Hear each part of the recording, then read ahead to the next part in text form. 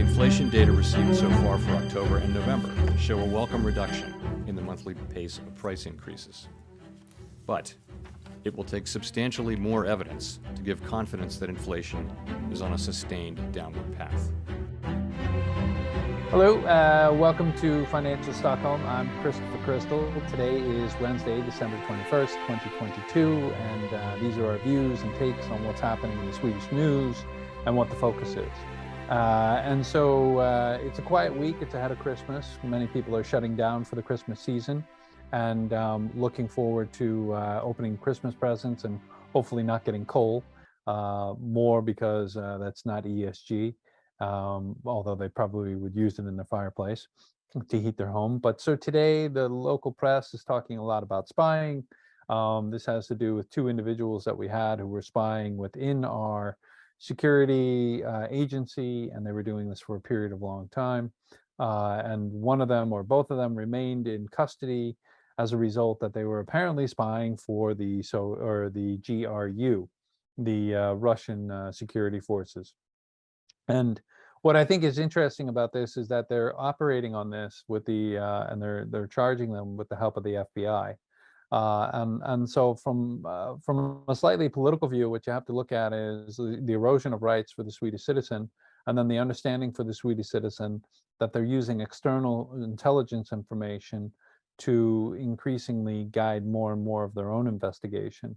And so what I think is interesting there is that you have that, and so you have the erosion of Swedish rights or citizen rights, but you will have a increase in technology services that are related to security.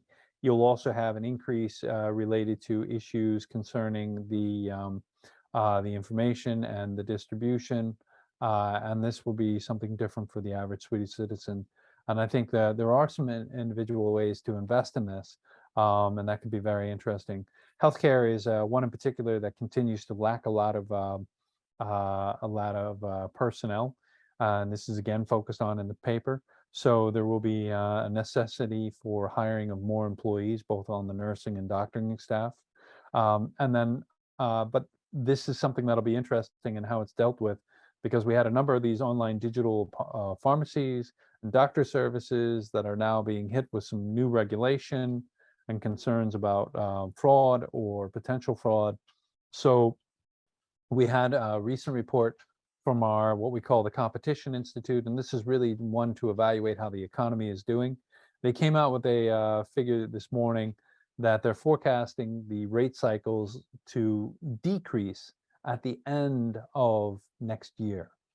So if you go back to the EC, the European Commission, and what they're forecasting for our economic growth in Sweden and our rate cycle and our inflation, you see that this is not unlikely, or that the scenario that the Competition Institute is forecasting is within the line of what we've been talking about. So Ingves will probably not be lowering rates until he sees a reduction in inflation and sees inflation in line with what he expects.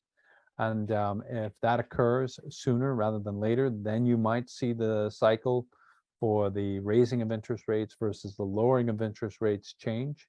So the focus will be on the inflation. Our Economic Steering Institute, we have more agencies in Sweden than you can count. They see the jobless rate going to 7.9% in Sweden. So you have a forecast for a slowing economy. You have a forecast where they predict the inflation will go down, but it's not going to go down that much. And you also have an increased jobless rate. And then you have the government now addressing who gets unemployment benefits. So Sweden is set for a very tough year next year. You see political parties increasing their salaries within their communal advisement. So this all works in with what we look at as a recession. So where would you want to invest within the market within Sweden? Well, certainly an area that looks to continue to have funding would be the windmills. I personally don't agree with the strategy of windmills, but if you look at it from a business investment perspective, it makes a lot of sense. You have a subscription model which yields a return faster than, say, a nuclear. And so you will have quicker investment and continued investment, and they'll be able to sell their energy as soon as they're up and running. So wind parks and solar parks and the battery parks will probably continue to be good areas of investment. They'll also offer private investment infrastructure there as well. And if you want to look for where would you see the continuing trends within ESG, within the notes, you can go right to the Morgan Stanley MSCI index and what they forecast for 2023. Nuclear is certainly on there. They're not as positive towards that. And it is more difficult for the individual investor to play this, but this is a certain area for resurgent growth. And so you can see continued investment there. You would see continued investment into the windmills and the solars and the batteries. Another area where you're going to see investment that is not considered ESG is within the munitions.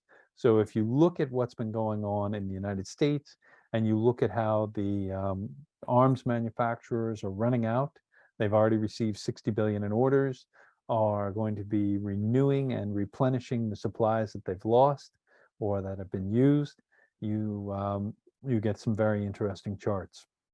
And so if you look at the charting on companies like the Raytheon and the Northrop Grumman, they coincide with an April time frame where they kind of dropped down, but that was in line with what was going on with Afghanistan. And now as you see the increased commitment to the Ukraine of 100 billion, you see the charts and the orders picking up. So those would be other areas to look at. If you want to look at other non-ESG areas, there are companies like Strive Asset Management, and they have a fund that they release called Drill, which is an oil, and it doesn't pay attention to ESG ratings within oil. It just looks for the better return. Now it's had a slight downturn lately. So really you need to make your own investment choices with your own investment advisor, whether you're short or whether you're long, whether you're long-term or whether you're short-term. There can always be money to be made in the market. And I would advise, strongly speaking with your advisor and taking into account all the factors of whether ESG or non-ESG and looking at it from that perspective. So if this has been helpful, hopefully you'll be subscribing and hitting a thumbs up.